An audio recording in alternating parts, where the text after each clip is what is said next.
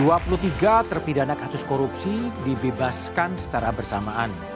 Berbagai potongan dan pengurangan hukuman membuat para kasus korupsi ini bisa bebas lebih cepat dari vonis yang dijatuhkan. Meski dilakukan atas dasar undang-undang, kebijakan pemerintah ini dinilai mencederai rasa keadilan.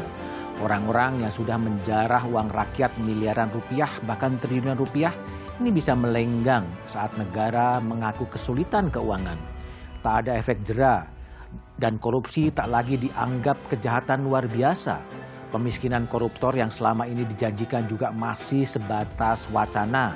Lantas bagaimana nasib pemberantasan korupsi di negeri ini? Inilah Satu Meja The Forum, Karpet Merah Koruptor.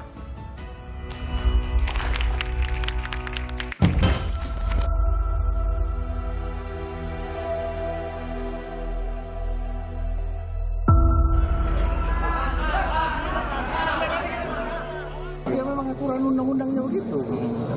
Ada judicial review PP 99. Sebelumnya ada keputusan Mahkamah Konstitusi bahwa warga binaan itu punya hak dapat remisi, dapat pembebasan bersyarat.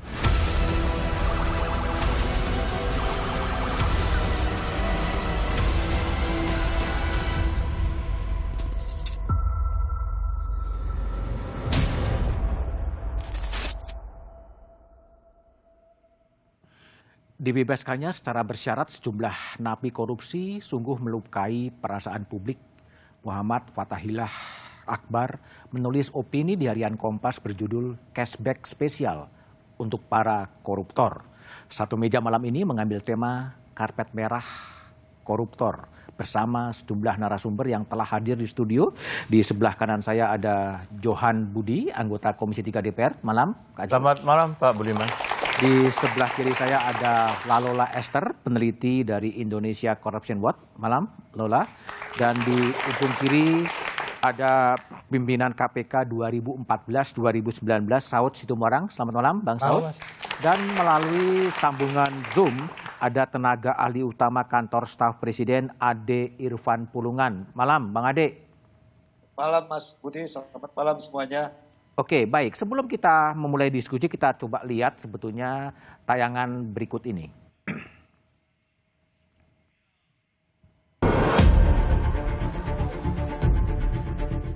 Di tengah perhatian masyarakat yang tertuju pada kasus Verdi Sambo dan kenaikan harga BBM, publik dikejutkan dengan pembebasan bersyarat 23 narapidana kasus korupsi secara berjamaah. Sejumlah nama besar napi kasus korupsi menikmati pembebasan bersyarat ini. Sebut saja Jaksa Pinangki Sirna Malasari, mantan Hakim MK Patrialis Akbar, mantan Gubernur Banten Ratu Atut Khosyah, mantan Menteri Agama Surya Dharma Ali, dan sejumlah koruptor lainnya. Dari sejumlah nama tersebut, yang terasa janggal adalah Jaksa Pinangki Sirna Malasari. Pinangki terlibat sejumlah perkara, mulai dari terima suap Joko Chandra, pencucian uang, hingga pemufakatan jahat menyuap para pejabat.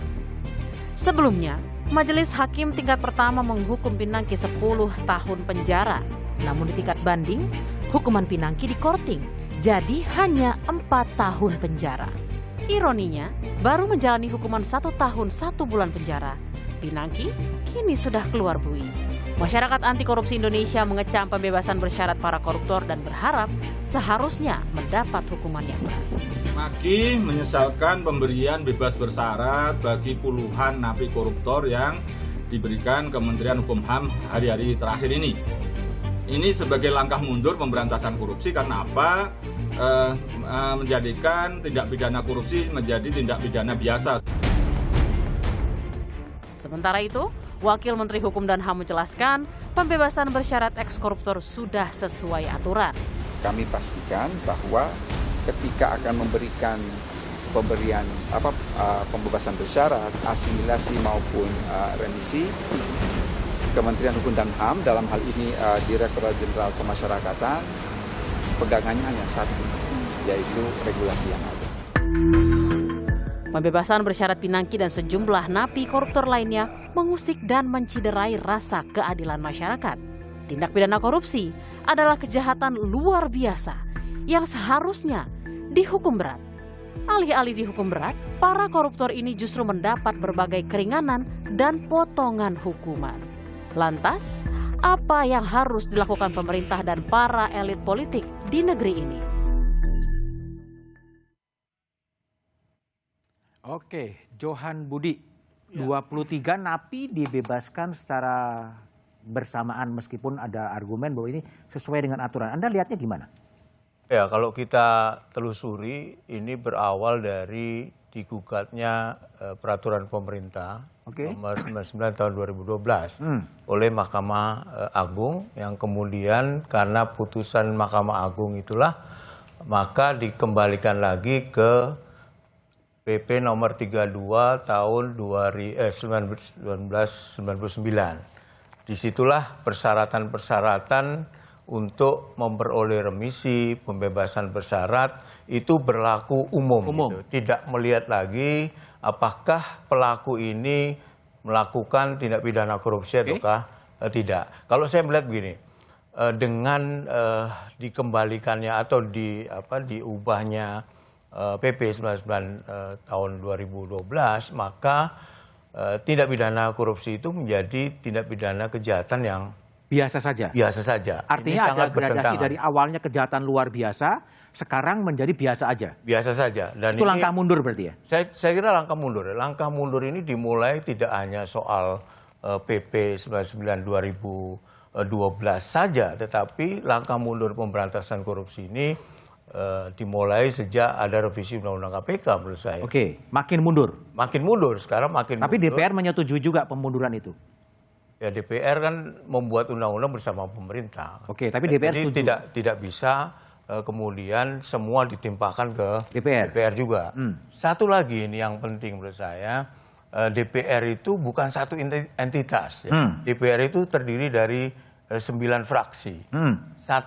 Masing-masing fraksi itu mungkin bisa berbeda pendapatnya. Karena itu setiap saya dimintai komentar, saya tidak mewakili fraksi maupun komisi tempat saya bernaung. Jadi DPR aktivis anti korupsi gitu?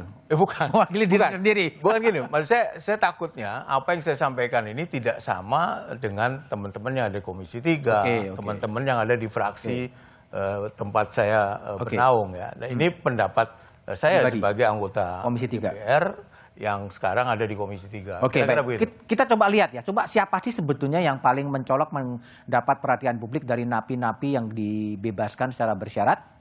Ya, di situ ada Pinangki Sirna Malasari, ya, yang ini sebenarnya mencolok karena dituntut di hukum bandingnya adalah pertamanya 10 tahun, kemudian turun ke 4 tahun dan menjalani hukuman menjadi 1 tahun 1 bulan, ya. Kemudian ada juga Zumi Zola, ya. Kemudian juga ada Ratut Atu Koisyah. Ini korupsi pengadaan alat kesehatan dengan kerugian negara 79 miliar. Dari 12,5 hukumannya dijalankan 9 tahun. Kemudian ada Tubagus Keriwardana. Ini divonis Mahkamah Agungnya juga 5 tahun. Kesalahannya juga cukup banyak, ya, termasuk juga menyuap Akil Mohtar dalam pilkada. Kemudian juga ada Patrialis Akbar, ya, ini kasus suap impor daging, ya, vonisnya 7 tahun penjara, hukuman yang dijalankan 5 tahun penjara. Kemudian juga ada bekas Menteri Agama Surya Dharma Ali, ini korupsi penyelenggaraan ibadah haji dengan kerugian 1,8 miliar dengan vonis banding 10 tahun penjara, dijalani 7 tahun penjara. Saya akan minta kembali kepada Johan. Yang paling mencolok adalah kasus Pinangki, ya. Dia 10 tahun pada tingkat pertama, kemudian 4 tahun dibanding, dan kemudian mendapat remisi-remisi yang dijalani hanya 1 tahun 1 bulan. Gitu. Ya, seharusnya penegak hukum itu lebih dihukum lebih berat dari yang bukan penegak hukum dalam konteks pelaku korupsi. Ya. Jadi ditambah sepertiga, ya? Ya, ada tambahan sepertiga untuk penegak hukum. Karena ini banyak hal, ya, yang kenapa sih penegak hukum itu harus diperberat, ya, dalam kaitan dengan hukuman kalau dia melakukan tindak pidana korupsi. Ini saya suarakan juga ketika bertemu dengan Kementerian Hukum dan HAM, ya. Saya waktu itu usul KPK ini kan salah satu anak kandung reformasi. sekarang makin ke sini saya lihat tidak ada bedanya lagi antara KPK dengan polisi dan dengan kejaksaan. Nggak ada bedanya? Tidak ada bedanya. Artinya kewenangan yang ada di KPK sekarang sudah ASN juga, dengan kepolisian, dengan kejaksaan itu sama.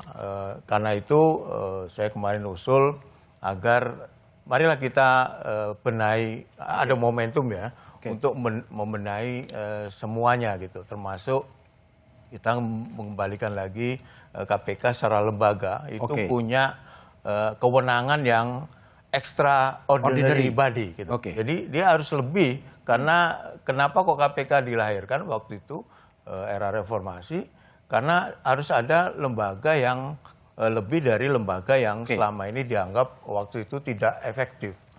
Baik, saya akan minta pandangan dari Bang Ade Irfan Pulungan, tenaga ahli utama KSP.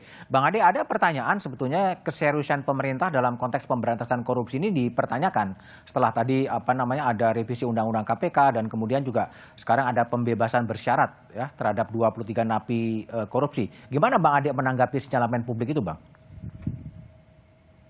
Ya, Mas Budiman.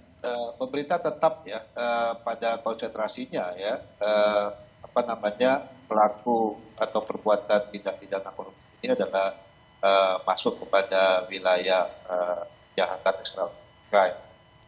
Kita tidak usah lagi berdebat lah, sudah jelas, dan visi dan keinginan kita semua oleh Presiden itu penghukuman terhadap pelaku korupsi ini ya harus seberat-beratnya. Nah, kalau kita lihat tentang tema hari ini ya, pemberian 23 korupsi, napi korupsi ini, ya itu tentu kita akan kita lihat secara keseluruhan. Kita sudah dengar ya pernyataan dari Kementerian Hukum dan HAM, kemudian itu katanya sesuai dengan regulasi yang ada. Sekarang regulasinya apa? Gitu. Jadi apakah misalnya pemberian itu bertentangan dengan regulasi? Jadi sesuai dengan undang-undang ya, Bang Ade ya, kalau pemerintah pandangannya ya? Ya, kan domainnya pemberian remisi, pembebasan bersyarat dan lain sebagainya itu kan diatur dalam undang-undang. Sekarang ini sudah keluar Undang-Undang Pemasyarakatan. Tahun 2022 tahun 2022. Nah, kita bisa lihatlah di situ. Pasal 10 ya, narapidana itu tidak ada pembatasan atau tidak ada perbedaan apakah itu dia pelaku perbuatan kejahatan umum dan pelaku perbuatan yang lainnya, tidak pidana yang lainnya. Nah, itu mungkin yang menjadi acuan ya. Nah, pemberian itu ya kita bisa lihat sendiri apakah itu sesuai regulasi atau tidak. Baik Bang Ade Irfan Pulungan, Lalola Esther dari ICW. Ini kan kalau pemerintah mengacu kepada ya aturannya memang nggak usah dibedakan. Nah, mau koruptor, mau pencurian, remisi tetap diberikan. Artinya memang betul korupsi sekarang sudah tidak lagi menjadi kejahatan luar biasa, menjadi kejahatan biasa-biasa saja ya kalau menurut pandangan Anda. Ya betul, itu menegaskan bahwa pemerintah itu tidak punya politik hukum yang baik gitu terkait dengan pemberantasan korupsi. Dan perlu diingat juga kalau bicara soal tadi Pak Johan udah sampaikan soal PP 99 2012 yang menurut ICW juga itu sebetulnya instrumen yang menguatkan upaya pemberantasan korupsi. PP 99 2012 itu berisi bahwa remisi itu hanya bisa diberikan kepada koruptor kalau dia sudah membayar denda dan kemudian dia bekerja sama dengan penegak hukum. Betul. Itu memperkuat, tapi itu kan kemudian dibatalkan. Betul. Jadi tadi sudah dijelaskan soal kronologis gitu ya, ada putusan MA, sebelum MA itu sebetulnya ada putusan MK yang secara tidak langsung meskipun bukan PP 99 yang jadi objek pengujian, itu kemudian didalilkan dalam pertimbangan Hakim Mahkamah Konstitusi soal PP 99 2012. Kemudian dapat lagi angin gitu ya dari Mahkamah Agung sehingga akhirnya itu yang menjadi landasan dikeluarkannya atau disahkannya revisi Undang-Undang Pemasyarakatan.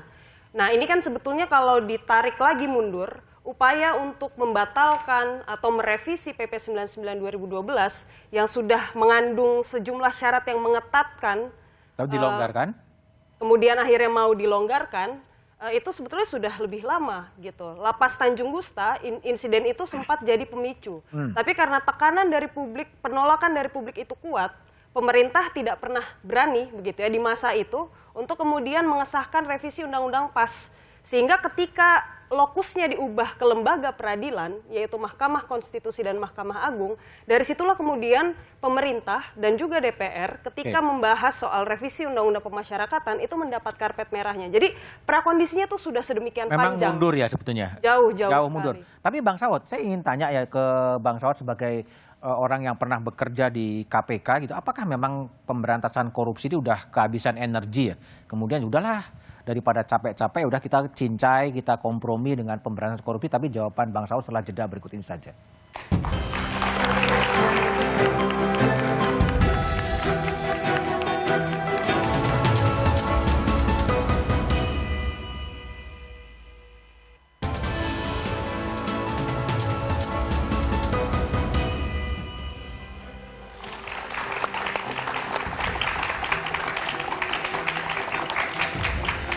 Masih bersama saya Budiman Tanrujo di Satu Meja The Forum. Sebelum saya melanjutkan diskusi, kita coba lihat bagaimana suara rakyat soal pembebasan bersyarat para napi korupsi.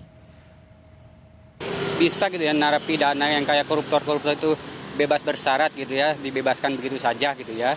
Kenapa kalau kayak maling-maling kecil, rakyat kecil gitu bisa lama sampai tahun-tahunan gitu. Maksud saya kalau bisa jangan sampai dikasih remisi lah kalau bisa. Harusnya kita lihat dulu ya.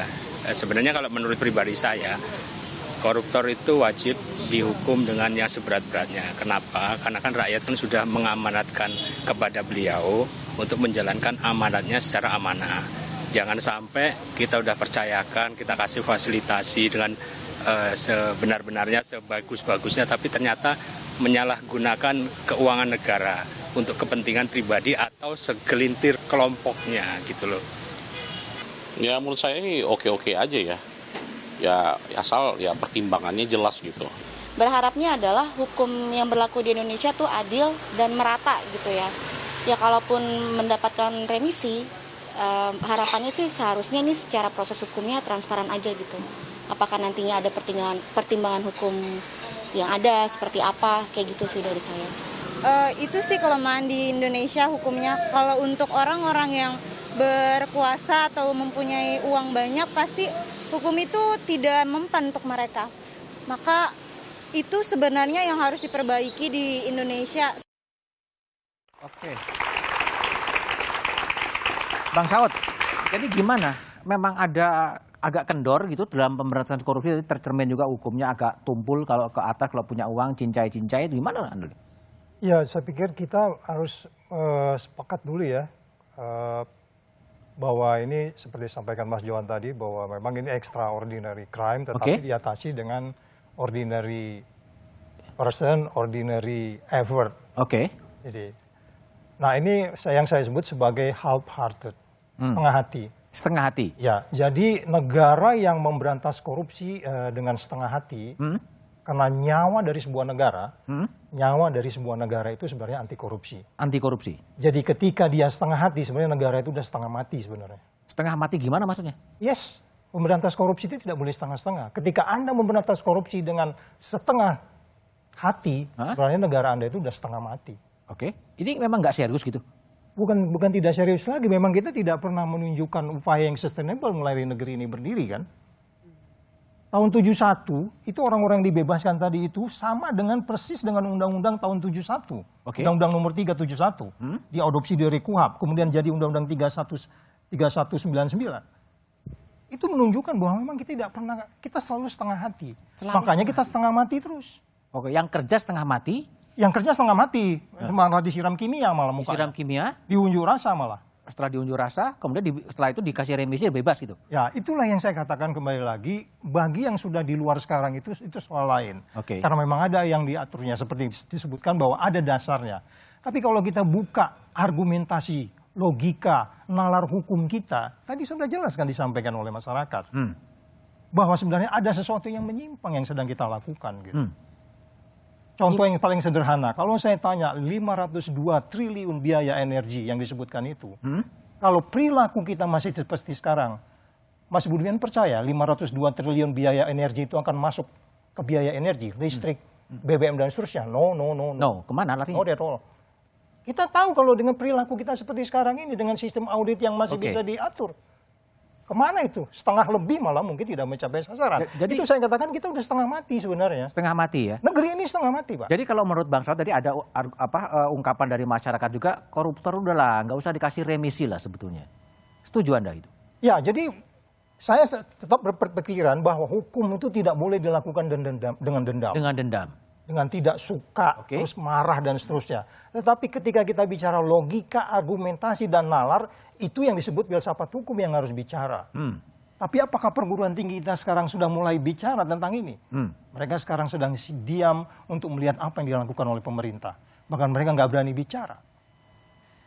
Artinya apa? Apakah kemudian tadi masyarakat mengatakan, ini kan seperti kasus Pinangki ya.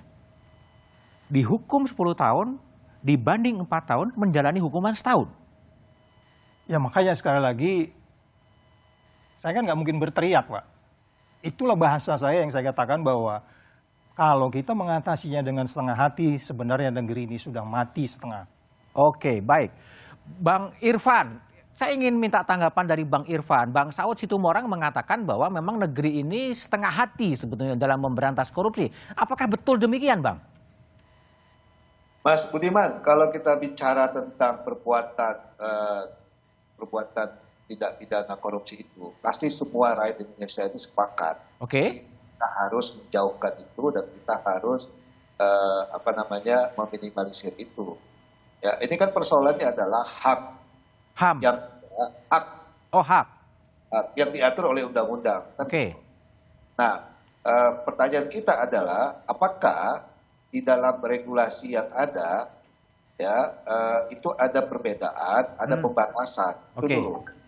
Sepakat apa yang disampaikan oleh Bang Saud itu dalam hal kita meminimalisir perbuatan tindak pidana korupsi itu. Bahkan saya pernah pada masanya Bang Saud itu kita diskusi itu hukuman mati aja. Hukuman mati. Iya, bagi koruptor dan pembuktiannya terbalik. Ya, dari mana dia dapat hartanya? Tapi diatur dalam regulasi yang ada. Kan, makanya kalau ingin kita misalnya sungguh-sungguh, ya regulasi itulah yang menjadi acuan, patokan. Nah, yang membuat regulasi itu siapa? Pemerintah dan DPR. Johan Budi. Jadi jangan juga kita ketika misalnya mengatakan harus melakukan penindakan terhadap pelaku-pelaku korupsi itu, regulasinya juga masih menjadi debatable. Pemberian remisi, pembebasan bersyarat dan lainnya itu kan sesuai dengan regulasi yang ada. Kan tidak ada pengecualian di undang-undang itu, di regulasi yang ada. Kalau hal itu kita harus mematuhi hukumnya, regulasinya ya. Baik. Esther, saya ingin tanya nih, ini kan sebenarnya tadi kan kalau Bang Irfan mengatakan ini soal regulasi yang bikin pemerintah, yang bikin DPR, tapi seakan-akan menjadi saling lempar tanggung jawab. Aturannya memang gitu sih. Jadi gimana Anda lihat itu? Kembali lagi, ini justru menegaskan bahwa memang pemerintah, negara itu tidak punya politik hukum yang jelas soal pemberantasan korupsi.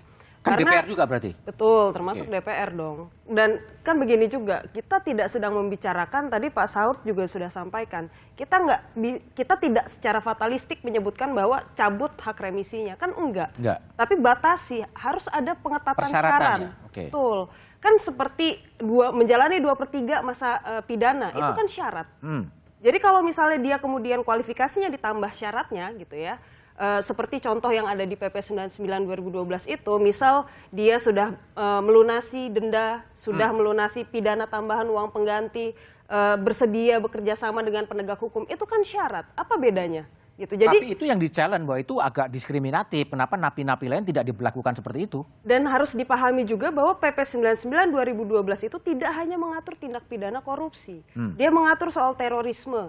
Dia mengatur soal kejahatan terhadap keamanan negara. Dia mengatur soal narkotika. Jadi kalau misalnya kemudian semua diperlakukan sama, berarti lagi-lagi ini bukan cuma soal tipikor, tapi negara sudah memandang tindak-tindak pidana yang tadi, terorisme, narkotika, kejahatan terhadap keamanan negara, itu bukan tindak pidana yang serius, gitu. Kan itu jadi alur logikanya kan seperti itu. Jadi menguatkan bukan cuma soal tipikor, tapi tindak-tindak pidana yang selama ini dianggap serius, tidak lagi dianggap serius. Tapi napi teroris, napi narkotika juga termasuk yang mendapatkan remisi juga sekarang? Betul, tapi kan kalau misalnya ada pengetatan syarat itu, yang mana itu diatur dalam PP 99 2012, itu jadi tidak berlaku lagi, terutama untuk tindak pidana korupsi. Begitu. Jadi buat saya sih syarat itu tidak kemudian mengesampingkan atau menegasi sama sekali hak para napi ini untuk menerima remisi, termasuk juga pembebasan bersyarat. Johan, jadi kalau Anda lihat dampak dari ini ya, dampak dari apa namanya tadi Bang Saud mengatakan nangkepnya susah, building case-nya susah, kemudian remisinya kemudian didiskon, ini dampaknya akan jadi seperti apa ya? Ya, orang menjadi tidak laku lagi untuk korupsi. Yang pertama itu. Sebenarnya menurut saya diskusi kita ini bisa kita tarik ke belakang. Soal yang tadi Pak Saud sampaikan itu juga harus kita kritisi. Siapa yang kita kritisi? Penegak hukum. Dulu ada PK, ini udah lupa orang. Dulu ada rebutan PK, orang pada PK. Peninjauan kembali. Udah kembali. Dengan PK itu dikurangi lah itu, didiskon juga. Tapi kan nggak pernah didiskusikan. Yang kedua, tuntutan ini kan dimulai dari tuntutan dari penegak hukum kan, mulai dari proses penyidikan, kemudian penuntutan, kemudian seperti Pinangki tadi yang jadi salah satu contoh, dia dituntut 10 tahun, kemudian divonis oleh siapa yang memvonis? Hakimnya menjadi 4 tahun, itu kurangannya kan luar biasa itu. Kemudian masuk ke jalani LP, perlakuan dapat remisi gitu. Nah, kalau kita bicara yang lebih serius soal pemberantasan korupsi, persoalannya itu tidak hanya soal remisi saja gitu. Tetapi ada yang perlu banyak hal yang perlu diperbaiki. Apa itu komitmen dari penegak hukumnya? Menurut saya komitmen dari semua, presiden eksekutif, legislatif DPR-nya, kemudian jangan lupa yudikatif juga. Peraturan yang baik, apakah nggak ada di undang-undang korupsi itu hukuman mati? Ada. Tapi kan nggak digunakan oleh itu. Ada pertanyaannya kan penegak hukumnya juga gitu maksud saya. Jadi tidak hanya soal jadi tidak hanya soal ini butuh komitmen menurut saya. Komitmen dari siapa? Dari 3 pilar tadi. Baru bisa itu berjalan. Diselesaikan itu. Anda membuat aturan yang menghukum mati koruptor misalnya, tapi ketika tidak diterapkan, dituntutnya rendah, divonisnya rendah, itu kan bukan soal remisi itu, yang tadi itu. Nah, remisi ini nggak boleh disalahkan juga yang dapat remisi ini kan dia maksudnya hak dia kan, karena peraturan 99 2012 gimana kita dulu berjuang nih, Lola ini mungkin tahu dulu kan, itu kan untuk memfilter tuh sebenarnya. Jadi pakai syarat juga sebagai GC salah satunya, selain 2/3 dan mengembalikan kerugian negara yang harus diserahkan. Itu kan untuk memfilter itu untuk membedakan bahwa pelaku tindak pidana korupsi itu tidak sama gitu loh yang lain dengan tindak pidana yang lain. Baik. Lola, jadi ini kan pertanyaan menjadi menarik ya soal agresivitas pemberantasan korupsi sejak kemudian Undang-Undang KPK kemudian direvisi, kemudian ada seleksi tes wawasan kebangsaan, kemudian ada pembebasan bersyarat napi korupsi yang kemudian bebas semua. Tapi arah ke depan sebenarnya apa sih yang akan terjadi? Tapi jawabannya setelah jeda berikut ini.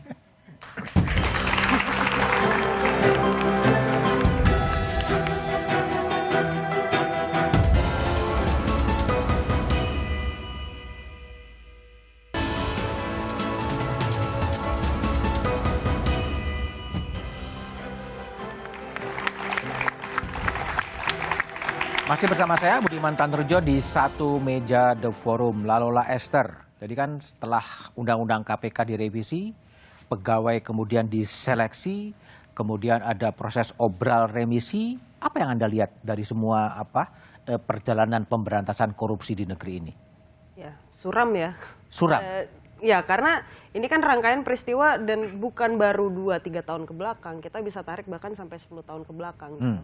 Jadi selalu dengan jalan yang tertatih-tatih kita berusaha untuk selalu menguatkan upaya pemberantasan korupsi. Tapi setiap waktu juga maju 1 langkah, mundurnya 3 langkah. Gitu. Jadi ada banyak gap yang selalu sulit untuk kita tutup. Nah kalau misalnya dalam waktu dekat, ini sebetulnya mumpung ada Pak Johan juga nih, ada rancangan undang-undang perampasan aset. Perampasan aset, oke. Dan juga rancangan undang-undang pembatasan transaksi uang kartal atau uang tunai. Yang sebetulnya itu bisa, jadi gini, kalau misalnya pemerintah selama ini bilang, oh ya, pidana badan itu tidak menjerakan, untuk koruptor harus dimiskinkan. Tunjukkanlah itu, gitu. Pemerintah juga harus ambil inisiatif kalau ingin mengembalikan lagi kepercayaan publik. Tunjukkan bagaimana pemerintah mendorong agar rancangan undang-undang itu segera dibahas, gitu ya. Dan yang kedua, tahun depan itu juga ada momen penting lagi untuk seleksi calon pimpinan KPK. Oke. Dan itu yang harus kita antisipasi betul. Ketika calon pimpinan KPK yang sekarang itu dipilih, panitia seleksinya itu kan banyak sekali catatan. Berbagai macam penolakan itu sudah disampaikan oleh Tapi nggak digubris. Tidak digubris. Figur yang sangat bermasalah sekarang jadi ketuanya, gitu ya. Dan tidak ada proses yang jelas. Bagaimana menindak orang yang sudah secara tegas itu sebetulnya diduga kuat melakukan pelanggaran etik ketika menjabat di KPK. Dan kemudian sekarang beruntun pula ada TWK, tadi juga Mas Budiman sudah sampaikan, ditambah dengan yang paling akhir ini obral gitu ya, obral PB untuk para koruptor. Jadi kalau ini tidak dibenahi dengan serius oleh pemerintah, ya suram ke depannya. Suram, oke. Kak Johan, jadi tadi ada RUU perampasan aset yang juga katanya sudah disampaikan oleh pemerintah. Betul nggak sih DPR memang menolak ya? Enggak, bukan menolak. Bukan menolak. Jadi gini, 2-3 bulan yang lalu kalau nggak salah, saya mengikuti rapat dengar pendapat dengan PPATK, dengan KPK. Salah satu yang diusulkan adalah RUU perampasan aset. Oke. Itu sudah masuk di usulan di Komisi 3. Oke.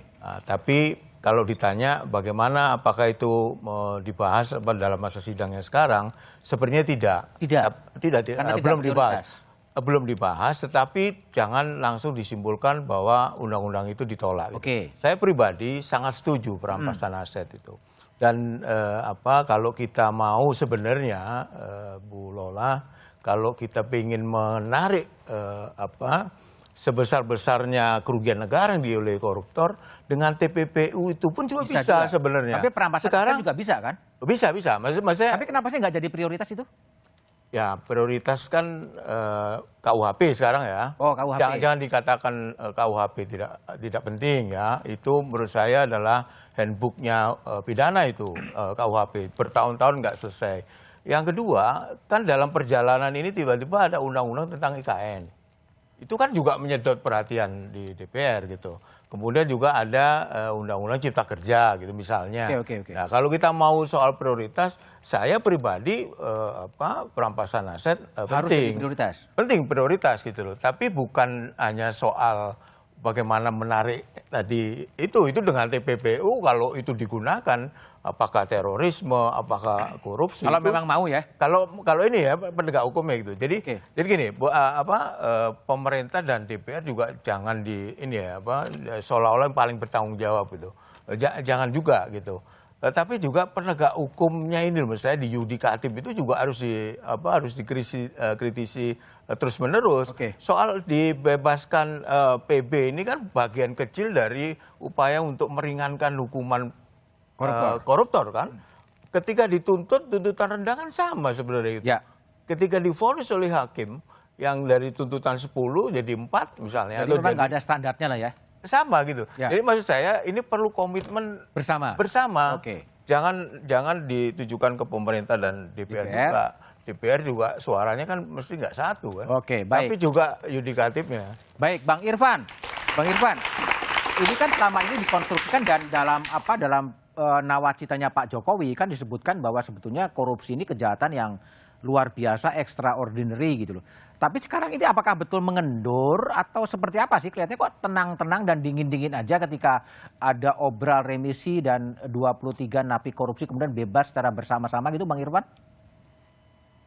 Ya, kami di internal Kedeputian 5 Kantor Staf Presiden ya tetap tidak ada persoalan tentang apakah menyangkut tentang kasus-kasus yang ada ya. Kita komitmen bagaimana bisa mengawal ya visi Presiden tentang pemberantasan korupsi ini.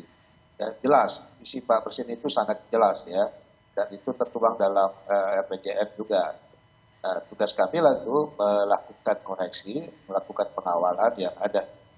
Nah, misalnya tadi kata Mas Johan, ketika misalnya ada sesuatu yang katakanlah keliru lah di lapangan, ya kita bisa melakukan koreksi tentang itu. Ya betul juga. Ini kan persoalan Mas Budiman. Ya. Penyelenggaraan negara ini kan ada tadi itu ada DPR, ada eksekutif, ada legislatif, ada yudikatif. Yudikatif ini kan berdiri sendiri. Tidak bisa, pemerintah tidak bisa melakukan mengintervensi dan apapun ya. Presiden pun yang punya otoritas yang sangat kuat dalam yang itu diwujudkan dalam undang-undang, ya tidak bisa dia melakukan intervensi. Oke. Itu yang kita lakukan, bagaimana melakukan komunikasi terus-menerus, ya bagaimana bisa memberikan pencerahan, memberikan pemahaman bahwasanya perbuatan tindak pidana korupsi ini benar-benar ya harus kita kupas bareng-bareng, harus kita semua dengan semangat yang utuh bersama-sama gitu. Oke, baik. Baik Bang Irfan. Bang Saud, ini menarik ya. Kalau kita lihat ada prinsip pemidanaan, bahwa pemidanaan itu bukan untuk menghukum kejahatan ya, tapi untuk mencegah agar orang lain tidak berbuat kejahatan serupa. Tapi dengan proses pemidanaan tadi yang Johan katakan hukumannya ringan, setelah dihukum ringan kan kemudian diremisi, ini prinsip pemidaannya kan sebenarnya udah nggak nyambung sebetulnya. Ya makanya sekali lagi kalau kita kembali kepada definisi bagaimana sebenarnya menjaga negara untuk tetap bersih, kemudian penegak hukumnya egaliter di situ, ya ini yang sulit dari negeri kita gitu. Sulit? Ya karena begini, kalau tadi disebutkan bahwa contoh ambil saja ya, lembaga apa yang belum kita punyai sekarang ini untuk melihat seseorang itu benar nggak dia ngambil dapat uang? Semua punya. Ada PPATK. Bahkan mereka udah ngumumin sebenarnya uang di judi itu berapa triliun berputar gitu ya. Detail di situ. Nggak ada lagi kita ragu sekarang bahwa si A punya uang berapa ya. Udah tahu semua. Sudah bisa tahu. Atau katakan itu dilakukan cash and carry, kita bisa tahu juga siapa yang ngambil uangnya. Kecuali kalau uangnya mendarat lewat Halim dari luar, kita nggak tahu. Itu pun bisa dicek, itu pesawat siapa punya gitu. Jadi semuanya perangkat itu ada sebenarnya. Tapi persoalan itu perangkat-perangkat ini bekerja atau tidak. Itu yang saya katakan kembali lagi. Kalau kita bicara etik gitu ya setiap hari, etik di mana yang nggak punya etik sekarang lembaga-lembaga? Lagi pertanyaan, apa sih sanksi yang paling tepat bagi koruptor? Apakah kemudian tadi ada wacana hukuman mati, perampasan aset, sanksi sosial tanpa remisi atau cabut ijazah, tidak diakui lagi sebagai alumni dari university, atau apa menurut Anda sekarang? Banyak cara yang bisa dilakukan. Tidak ada satu tools yang bisa memastikan orang untuk berhenti melakukan tindak pidana korupsi. Apakah itu jangan-jangan dengan sebuah lagu aja orang bisa berhenti korupsi? Itu kita lakukan selama di KPK, menginspirasi orang. Nah, tapi kalau apa main course-nya itu apa? Main course-nya itu penindakan. Karena sesuatu sudah terjadi, kan nggak pernah juga KPK cari-cari kesalahan orang lain kan? Nggak pernah juga penegak hukum cari-cari kesalahan orang lain. Sesuatu itu sudah puntoid semua kalau bahasanya ekster ini. Sudah terjadi, kemudian kalau itu sudah terjadi, kita lakukan dengan cara seperti ini, ya itu yang saya katakan kepada lagi, benar nggak kita ini bahwa sebenarnya memang nyawa anti korupsi itu ada di diri kita gitu.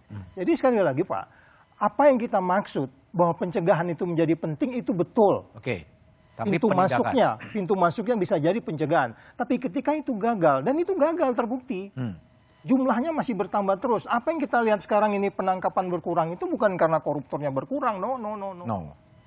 Masih berlaku seperti biasa. Tapi memang tidak diambil. Tidak melakukan sesuatu. Baik, Jo. Jadi pertanyaan adalah apa sih yang harus bisa dilakukan dalam posisi sekarang, pencegahan, penindakan atau seperti apa? Tapi jawaban Johan setelah jeda berikut ini.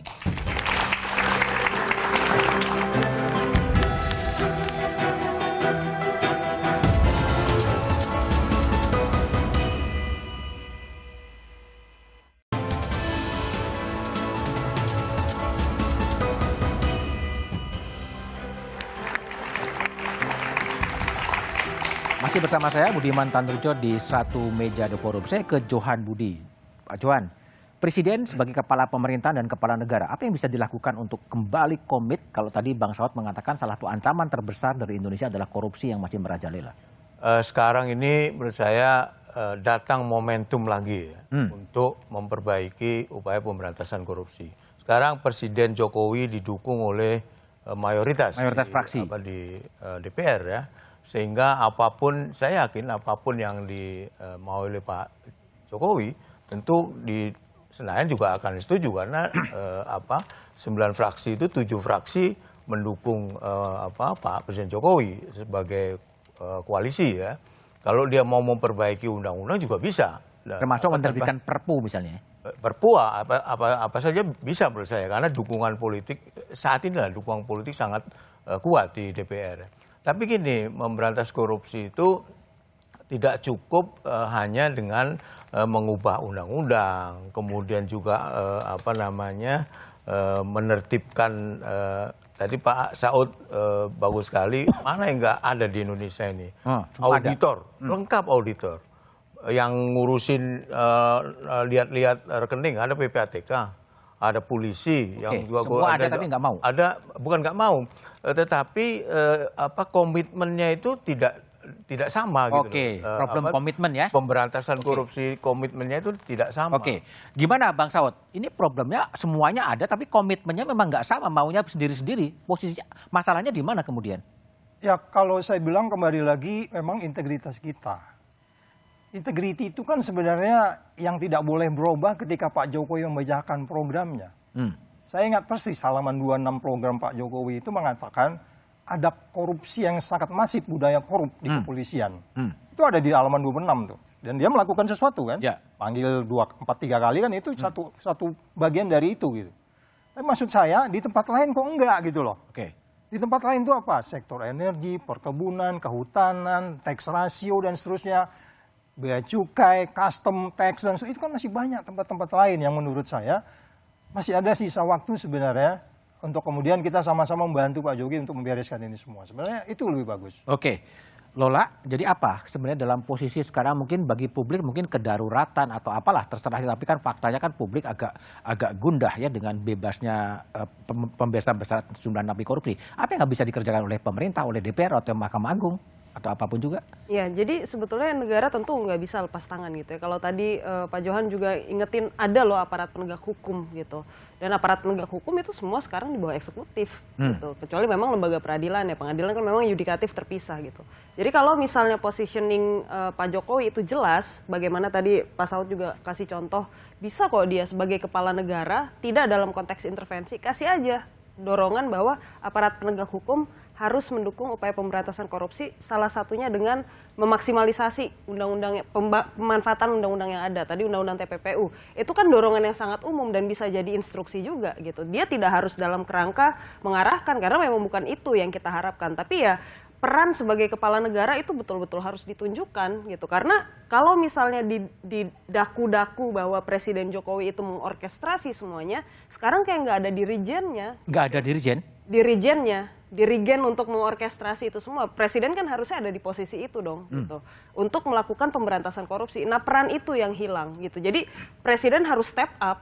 Dia harus tunjukkan lagi bagaimana komitmen itu mau dijalankan oleh perangkatnya, termasuk menteri-menterinya gitu. Saya menilai bahwa kalau misalnya ini kemudian dianulir, tanda kutip, Presiden bilang masih mau mendukung upaya pemberantasan korupsi, tapi tidak tercermin dari salah satunya sikapnya Menkumham, ya itu harus ditegur. Baik. Bang Irfan, jadi ada harapan agar Presiden Jokowi memanfaatkan ya sisa 1,5 tahunnya untuk betul-betul menunjukkan komitmennya dalam pemberantasan korupsi, termasuk membuat regulasi, menunjukkan pernyataan-pernyataan terbuka kepada menteri-menterinya untuk lebih bersikap keras terhadap korupsi. Gimana Bang Irfan? Ya, visi Presiden sudah jelas ya tentang pemberantasan korupsinya. Saya kira tidak perlu lagi diperdebatkan ya, tidak perlu lagi kita meragukan itu. Ya, kami juga terus mengawal visi Presiden dan program-program strategis nasional ya, yang itu arahnya adalah buat kepentingan kita bersama.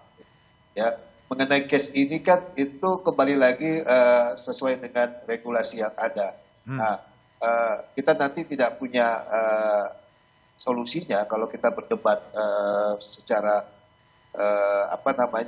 secara menyeluruh gitu. Nah, saya pikir adalah benar tadi bagaimana kita semua punya komitmen yang kuat, punya keinginan yang sama-sama. Kita lebih berpihak kepada cara kita dalam bagaimana pemberantasan korupsi ini bisa kita hindari dan kita maksimalkan ya. Proses pencegahan itu sangat penting ya. Bagaimana kita memberikan edukasi kepada semuanya, aparat pemerintah pun juga bagaimana kita memberikan warning kepada mereka untuk tidak melakukan atau tidak memberikan kesempatan segala bentuk kemasaannya ya terhadap penanganan masalah korupsi ini.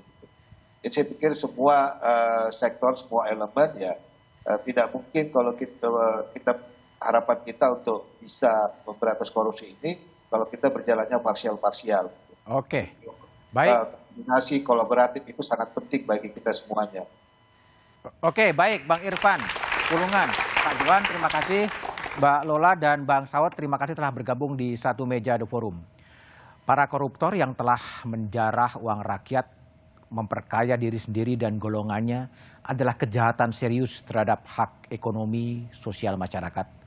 Butuh ketegasan dan keseriusan pemerintah melindungi masyarakat banyak. Langkah berani dibutuhkan untuk menggolkan undang-undang perampasan aset dan mungkin meniadakan remisi untuk napi-napi korupsi.